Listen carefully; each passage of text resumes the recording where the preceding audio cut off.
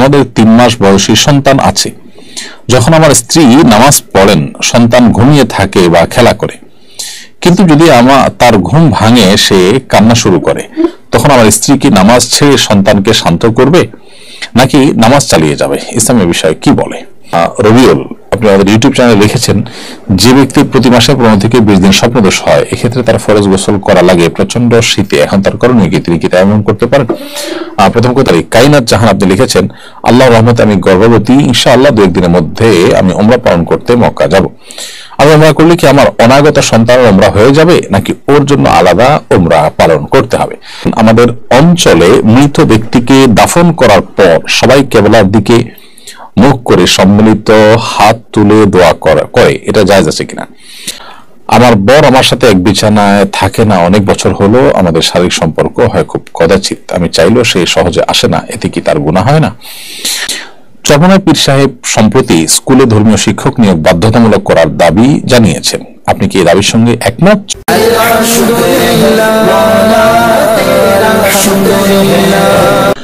আসসালামু আলাইকুম ওয়া রাহমাতুল্লাহি ওয়া বারাকাতুহু। আলহামদুলিল্লাহ, সালাতু ওয়াসসালামু আলা রাসূলিল্লাহ ওয়া আলা আলিহি ওয়া আসহাবিহি ওয়া মান ওয়ালাহ, মা বাদ।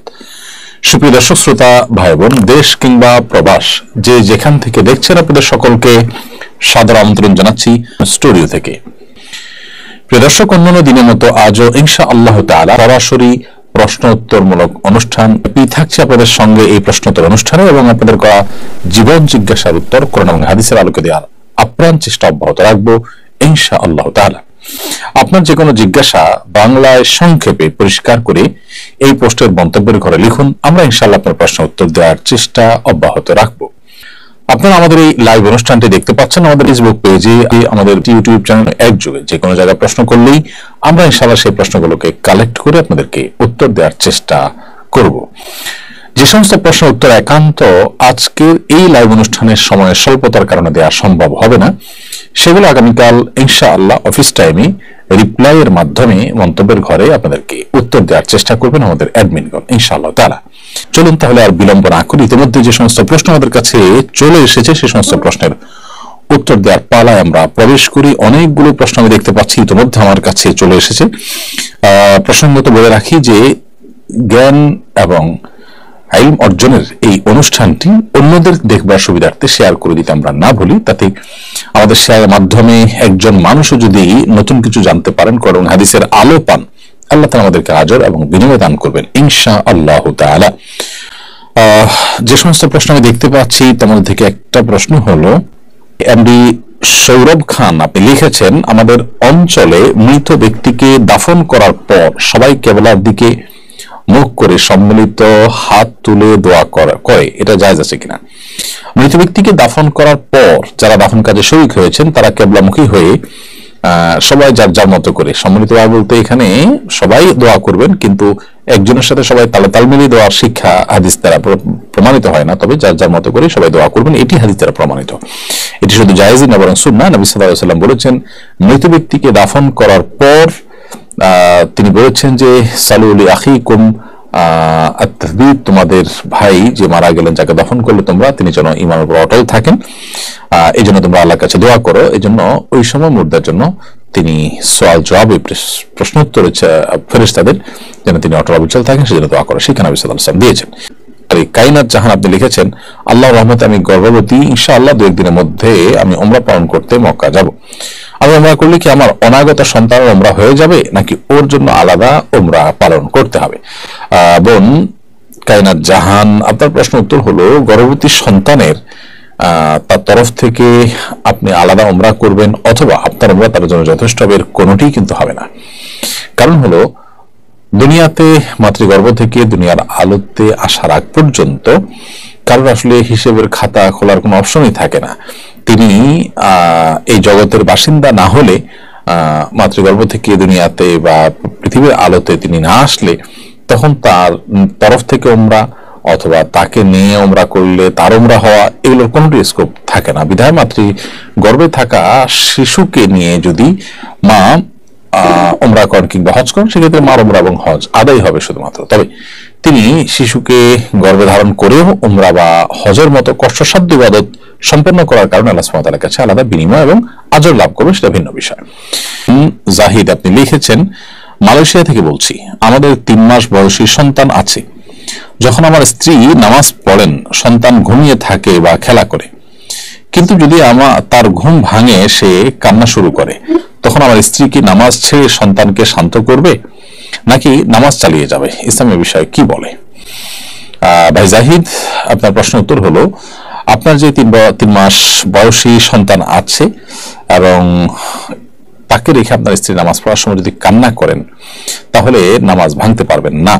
কারণ বাচ্চার কান্না তো এমন বিষয় না যেটা আসলে বাচ্চার বড় কোনো বিপদ ডেকে আনতে পারে, সেটা থেকে উদ্ধার করার জন্য তাকে নামাজ ভেঙে তাকে ধরতে হয়। হ্যাঁ, যদি এমন পরিস্থিতি হয় যে বাচ্চা কোনো বিপদে পড়তে যাচ্ছে এবং অন্য কেউ বাঁচাবার মতো নেই, তাহলে নামাজ পড়ে তাকে রক্ষা করবেন। কিন্তু এই যে কান্না থামানোর জন্য সান্ত্বনা দেওয়া ইত্যাদি, এগুলোর জন্য নামাজ ভাঙা কিন্তু জায়েজ নাই। চরমনাই পীর সাহেব সম্প্রতি স্কুলে ধর্মীয় শিক্ষক নিয়োগ বাধ্যতামূলক করার দাবি জানিয়েছেন। আপনি কি এই দাবির সঙ্গে একমত? শুধু একমত নই, আমি মনে করি এটা যুগান্তকারী একটি উদ্যোগ তিনি গ্রহণ করেছেন এবং এখানে অন্য সবার শতকণ্ঠে ঐক্যমত পোষণ করা দরকার। কারণ আমরা জানি যে আমাদের এদেশের অভিভাবকেরা তারা তাদের প্রিয় সন্তান সন্ততিদের জন্য আলাদা হুজুর রেখে ধর্মীয় শিক্ষার ব্যবস্থা করেন। বিদেশি বেশিরভাগ মানুষ তাদের সন্তানদের ধর্মীয় শিক্ষা দিতে চান, এর জন্য আলাদা এফোর্ট, আলাদা পয়সা, আলাদা সময় তাদের ব্যয় করতে হয়। কেন সে দেশের শিক্ষা প্রতিষ্ঠান জনগণের সে আশা আকাঙ্ক্ষার প্রতিফলন তারা ঘটাবে না? তাহলে তো সেক্ষেত্রে জনগণের হাজারো লাখো কোটি ঘন্টা বেঁচে যায়, টাকা পয়সা বেঁচে যায়, এফোর্ট গুলো আলাদা করে দিতে হয় না। তাই মনে করি যে যদি স্কুলে ধর্মীয় শিক্ষক নেওয়াটাকে বাধ্যতামূলক করা হয় এবং ধর্মীয় শিক্ষার মুসলমানদের জন্য, মুসলমান শিক্ষার্থীদের জন্য বাধ্যতামূলক করা হয়, তাহলে সেক্ষেত্রে এর মাধ্যমে জনগণের হাজারো লাখো কোটি আপনার যে ঘন্টা সেগুলো বেঁচে যাবে এবং তাদের যে অর্থ ব্যয় হয় আলাদা করে এটার জন্য, সেটা বেঁচে যাবে। আমার মনে হয় এই দাবি পেশ করে চরমনাই পীর সাহেব খুবই যথার্থ একটি কাজ করেছেন, পরিপূর্ণভাবে আমরা তার সাথে সহমত পোষণ করছি। সন্তানের গুনাহের দায়ভার কি বাবা মায়ের উপর আসবে? উত্তর হলো না। সন্তানের কোনো গুনাহ, অপরাধ, পাপাচার দায়ভার সাধারণ অবস্থাতে বাবা মার উপর আসবে না। তবে বাবা মার কোনো অবহেলার কারণে কিংবা বাবা মার কারণে যদি সন্তান ওই গুনাহের দিকে ধাবিত হয়ে থাকে, তাহলে সেক্ষেত্রে তার দায়ভার বাবা মাকে বহন করতে হবে।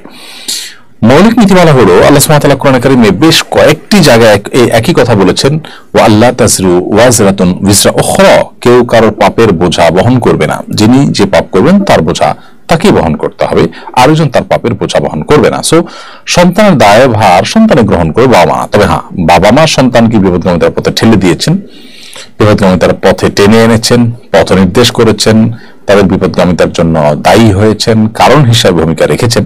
এরকম যদি হয় তাহলে অবশ্যই তার দায়ভার তাদের উপরে আসবে এবং তারা গুনাহগার হবে। এই জন্য বাবা মা হিসাবে আমাদের কর্তব্য হলো সন্তানদের সৎ পথে পরিচালিত করা, সদুপদেশ দেওয়া, ভালো পরিবেশ দেওয়া, নিজেরা ভালো এবং আদর্শ মানুষ হয়ে তাদের সামনে নমুনা এবং আদর্শ মডেল হিসাবে নিজেদেরকে পেশ করা, এটি আমাদের কর্তব্যের অংশ।